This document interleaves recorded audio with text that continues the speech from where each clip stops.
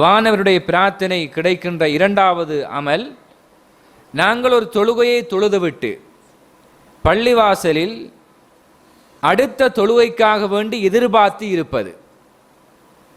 ஜமாத்து தொழுகை எதிர்பார்த்து பள்ளிவாசலில் உட்கார்ந்திருப்பது, இந்த விடயத்தில் ஈடுபடக்கூடியவர்களுக்கு வானவர்கள் அல்லாஹும்ம ஃபிர்லஹு வர்ஹம்ஹு, யா அல்லாஹ் இவருடைய குற்றங்களை மன்னித்து விடுவாயாக, இவருக்கு அருளை சொரிவாயாக என்று பிரார்த்தனை செய்து கொண்டே இருக்கிறார்கள்.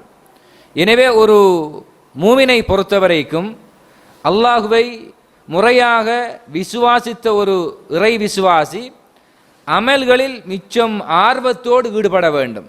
குறிப்பாக ஜமாஅத்து தொழுகை மிஸ் பண்ணி விடாமல் அதை நியமமாக தொழுகின்ற முறைகளை நாங்கள் பழக்கப்படுத்தி கொள்ள வேண்டும். சில சஹாபா, உதாரணமாக உமர் ரலி, ஒரு சந்தர்ப்பத்தில் அவர் ஆட்சியாளராக இருக்கிறார், நிறைய பிஸியோட தொடர்பான ஒரு நிலை.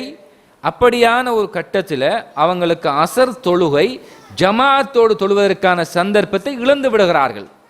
அதனால் அவர்களுக்கு ஏற்பட்ட மனநிலை குழப்பம், கடுமையாக டென்ஷன் ஆகிறார்கள்.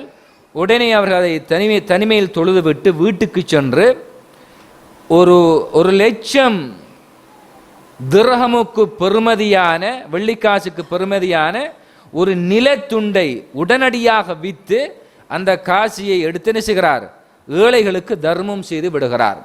ஒரு தொழுகை ஜமாஅத்தோடு தொழாமல் விட்டதற்கு இது பரிகாரமாக அமையலாம் என்கின்ற நிலையில் இப்படி அவர்கள் செய்தார்கள் என்பதை அவருடைய வரலாற்றில் நாங்கள் பார்க்கிறோம். இப்போ நாம் ஒரு நாளைக்கு 5 நேரங்கள் ஜமாஅத்தோடு தொழுதல் என்பது ஒரு சவாலுக்கு உட்படுத்தப்பட்ட விஷயங்களாக இருக்கிறது. நம்முடைய தொழில்கள், எங்களுடைய பொருளாதார தேடல்கள், பிஸியான விஷயங்கள்.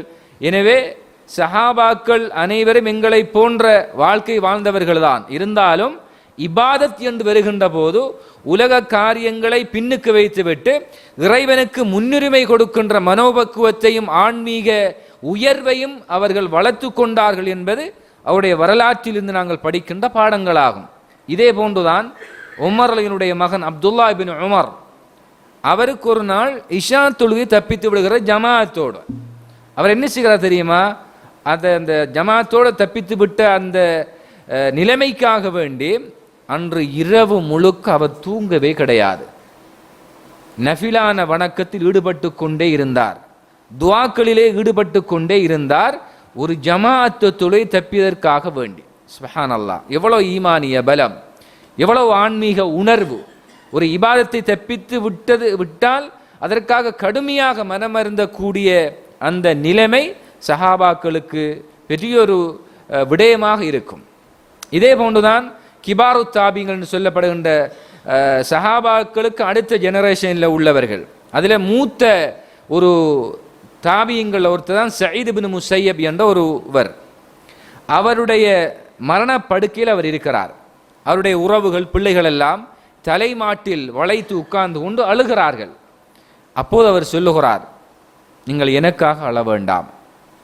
நான் மா அஸ்ஸன முஅஸ்ஸினுன் முன்சு 40 சன இல்லா வ அன ஃபீ மஸ்ஜிதி ரசூலில்லாஹ்.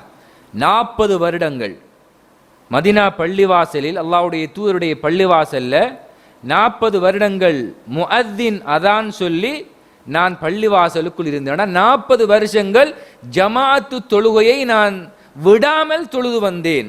அதனால நான் மரணித்தால் என்னுடைய இறைவன் என்னை கைவிட மாட்டான் என்ற ஆழமான நம்பிக்கை எனக்கு இருக்கிறது.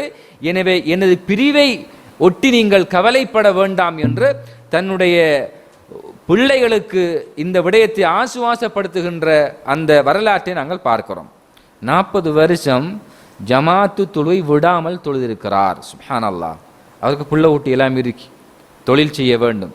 என்னதான் இருந்தாலும் தன்னுடைய ரப்பினுடைய இந்த அழைப்புக்கு விடை கொடுத்து அதற்கு முன்னுரிமைப்படுத்துகின்ற ஒரு ஆன்மீக உயர்வில் சஹாபாக்கள், தாபியங்கள், ஏனைய இமாம்கள் போன்ற பல நல்லடியார்கள் இதில் மிகப்பெரிய முக்கியத்துவத்தை வழங்கியிருக்கிறார்கள்.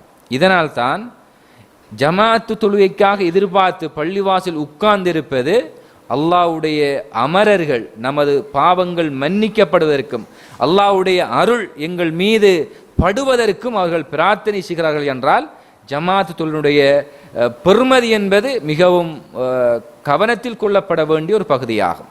இது இரண்டாவது அமல்.